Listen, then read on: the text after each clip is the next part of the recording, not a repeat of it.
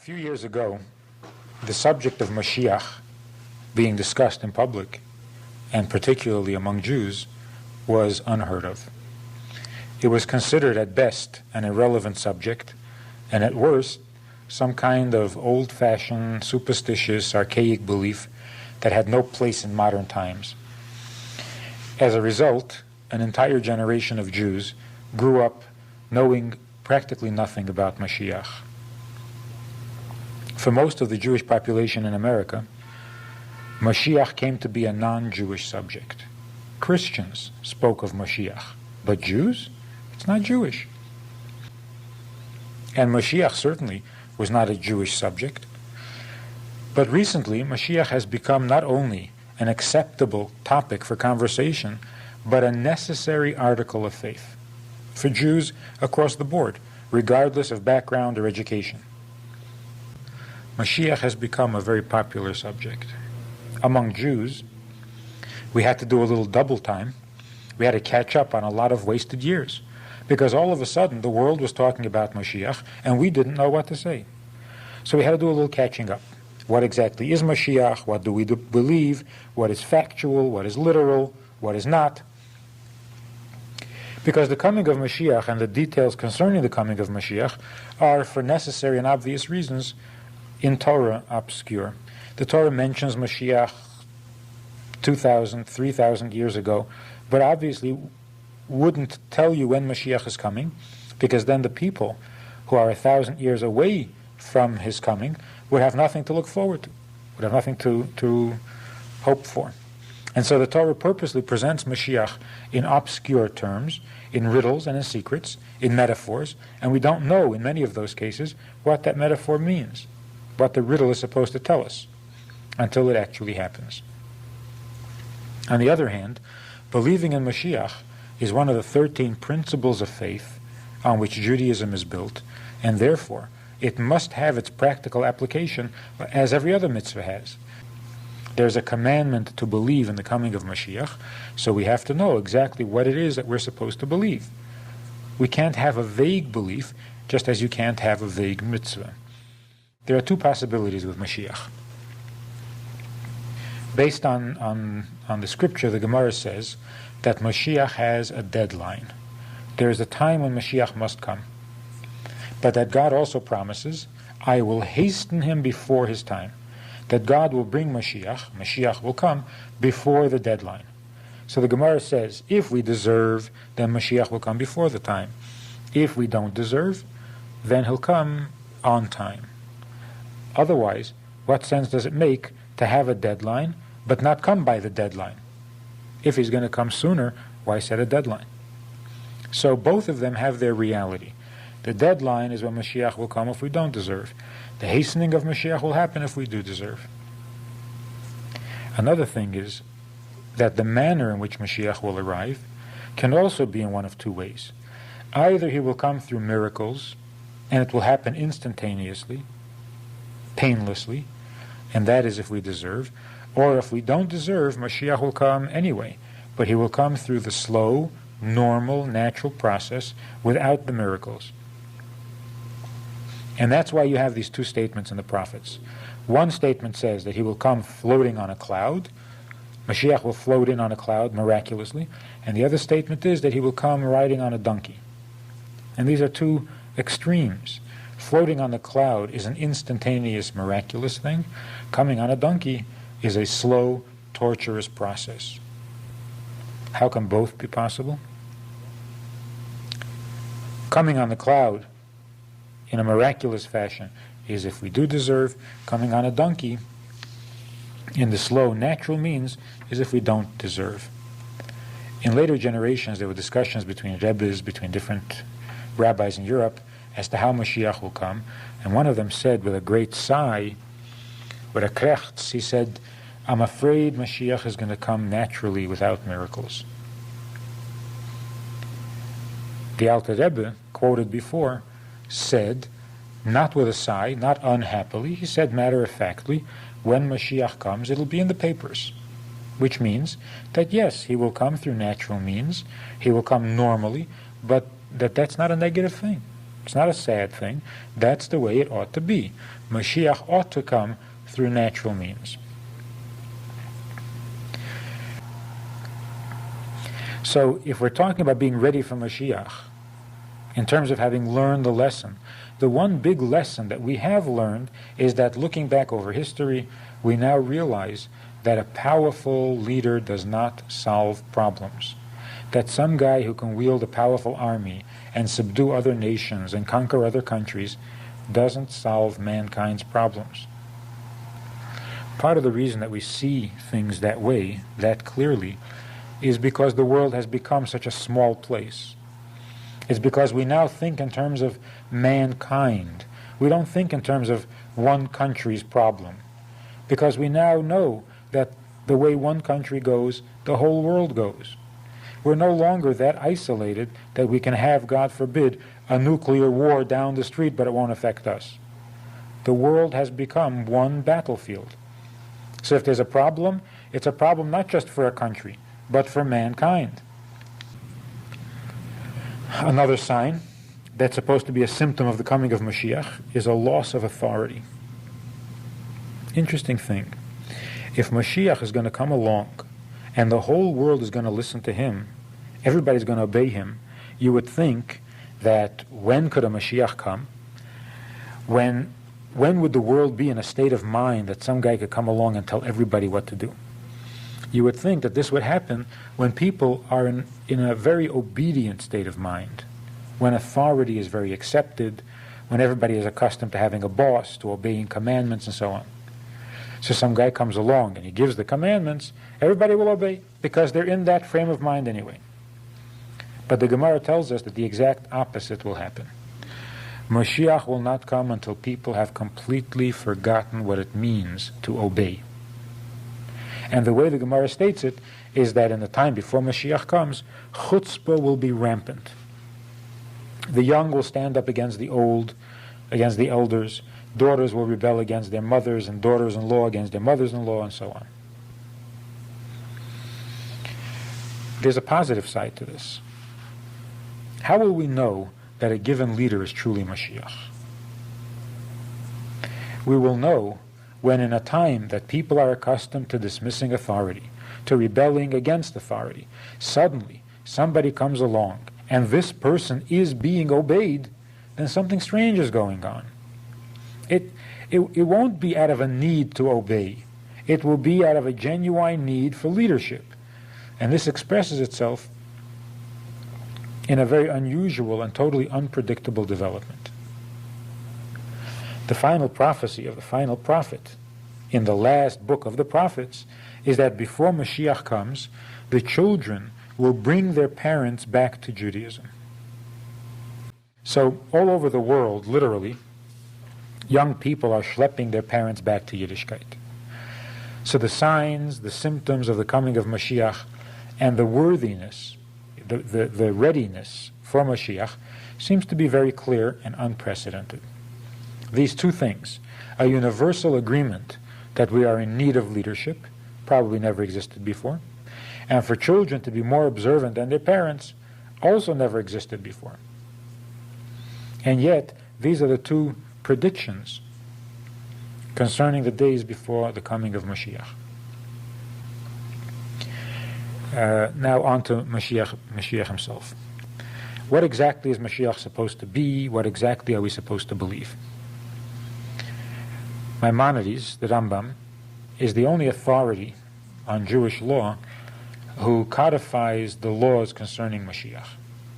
But when it comes to the laws of Mashiach, no later code of Jewish law disagrees with the Rambam concerning what he writes about Mashiach, which means that this is one of the few areas in Jewish law where there is no discussion, there is no disagreement, unanimous agreement that these are in fact the laws of Mashiach.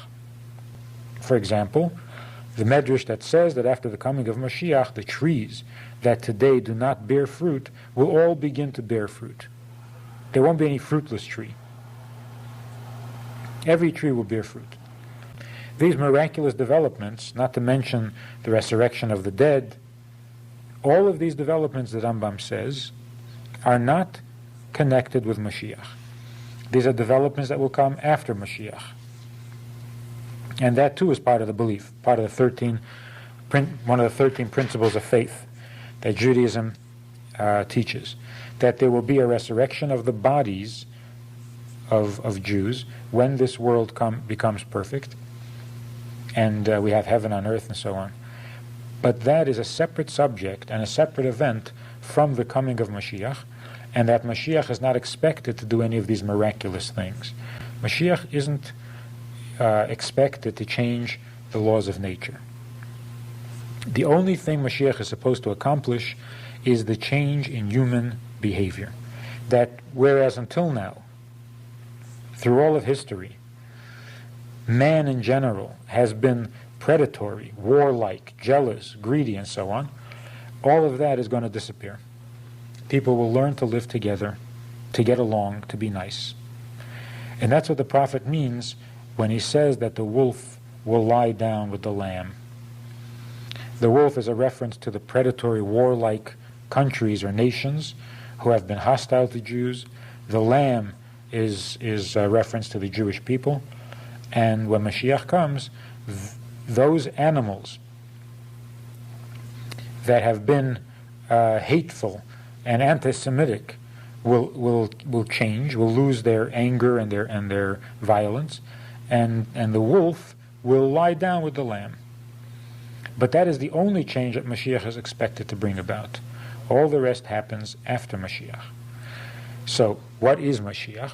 The Rambam says the role of Mashiach is, politically speaking, bringing back and reestablishing the royal family of King David.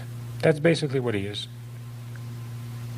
Not to believe in Mashiach, the Rambam says, is to deny all of Torah, because Mashiach is mentioned in the prophecy of Bilam, which is in the Torah itself, and then of course in the prophets. References to Mashiach are numerous everywhere. One of the interesting things is that Moshe was commanded that when the Jews go into Israel for the first time, they would set up 3 cities of refuge. And then, at some time when the borders of Israel will be extended, there's a commandment that we are to set up 3 more cities of refuge. Now, the second set of 3 cities of refuge was never established, was never built. It's never happened yet. So here we have not only a mention of the coming of Mashiach, but an actual commandment concerning what to do when Mashiach comes. A commandment that has been waiting all these years to be fulfilled. It should not occur to you, the Rambam says, that Mashiach will have to perform miracles or change laws of nature or revive the dead or anything of that sort. It's not so. We know this not from speculation, but from actual precedent. There was a sage of sages, rabbi of rabbis, and teacher of teachers, Rabbi Akiva. And in his day, he believed that Bar Kokhba was Mashiach. His belief in him was so strong and so definite that he publicly announced that Bar Kokhba was Mashiach, and he personally volunteered to be Bar Kokhba's armor bearer. The Rambam says, if they felt that he was Mashiach and didn't know for sure until he either failed or succeeded, why couldn't they simply put him to a test? To say, look, let's find out if you're Mashiach or not. Do a miracle or something. Mashiach does not have to do miracles, and therefore, if one does, some guy comes along and performs miracles, it doesn't prove anything. We also learn something else from Rabbi Akiva. The belief in Mashiach includes supporting a person alive in your generation who seems to have the makings of Mashiach. What are the makings of Mashiach? The Rambam says as follows. If there arises a leader among Jews who is a descendant of King David, from the house of David, and he is a diligent student of Torah, studies the written Torah as well as the oral Torah, and is devoted to mitzvahs. He is as pious as King David. And he brings Jews back to the observance of Torah. And he fights God's battles, which are not necessarily military battles.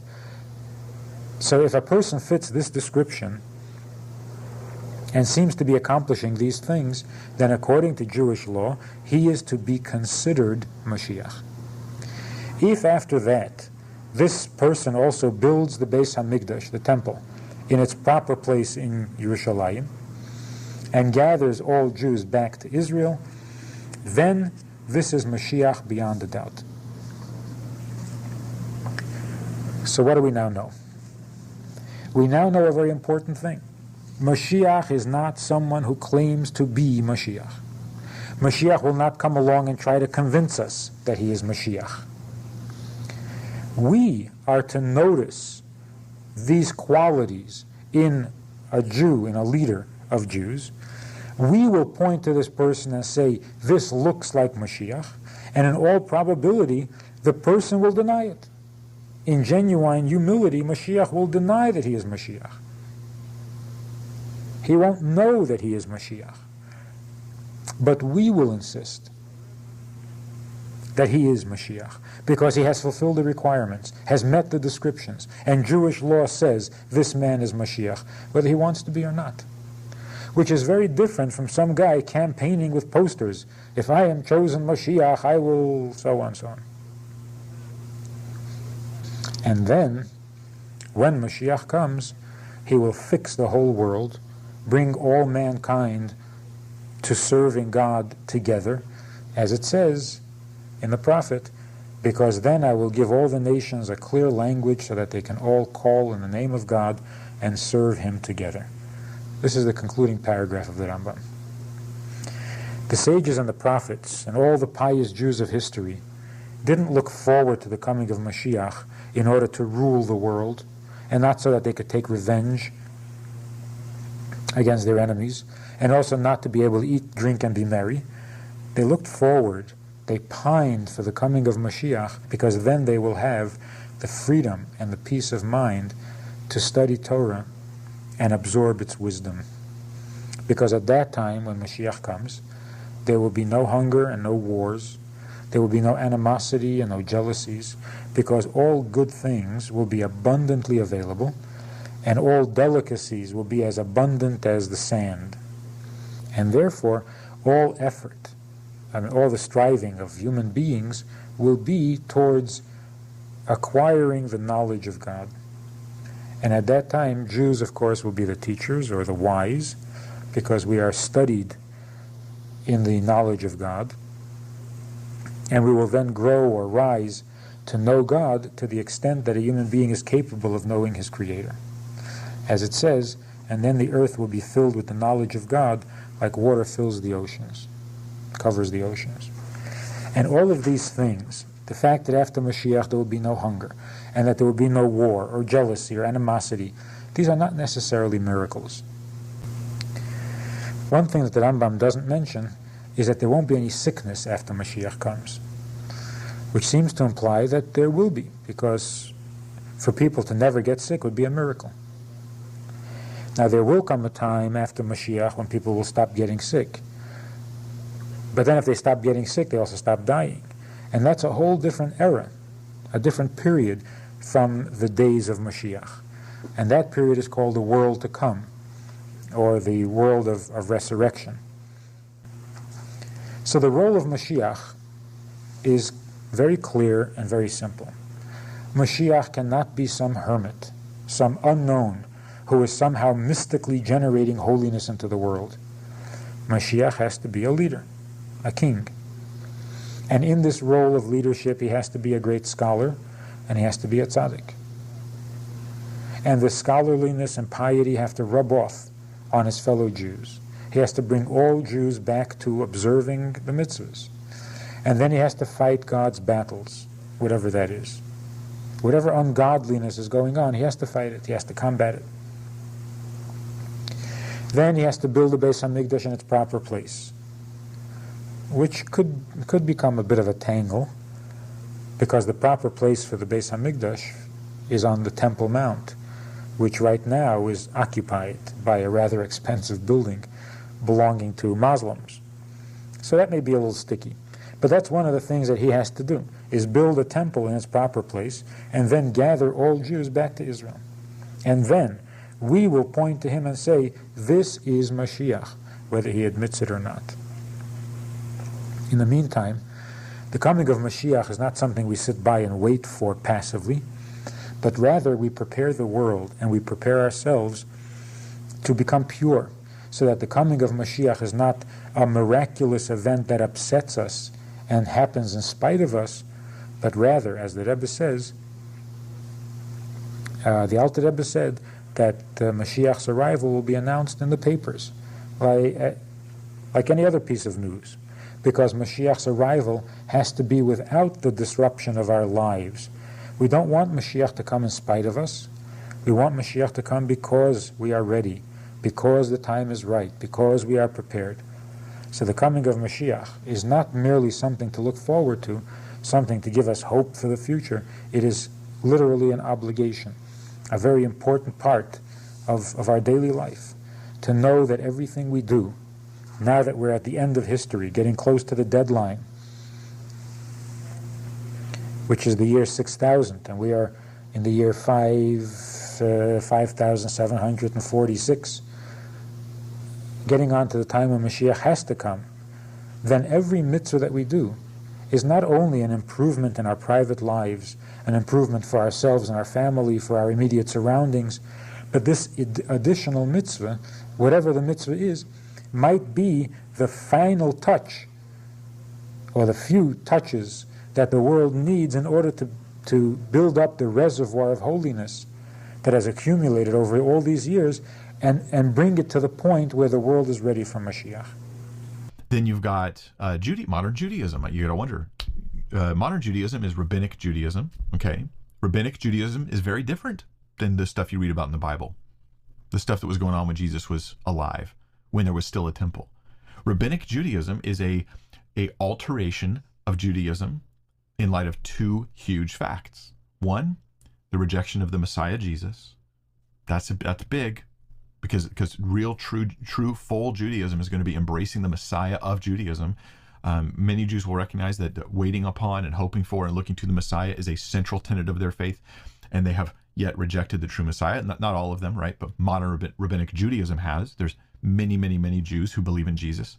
So in that sense, they sometimes call themselves complete Jews or full Jews, not converts from Judaism to Christianity, but rather they have full Judaism. I think that's accurate. But then the other thing Rabbinic Judaism has is the temple's gone, and therefore the system of sacrifices is not doable, is not viable. And so what they do is they have a system of good works, for the most part, that replaces sacrifices, which is so ironic, because by removing Jesus from as their sacrifice, they now have no sacrifice, and they offer their good works, so they offer their righteousness to God. It's a terrible thing, but it's also so mind-blowing to me that it's consistent with the theology of the New Testament and the Old.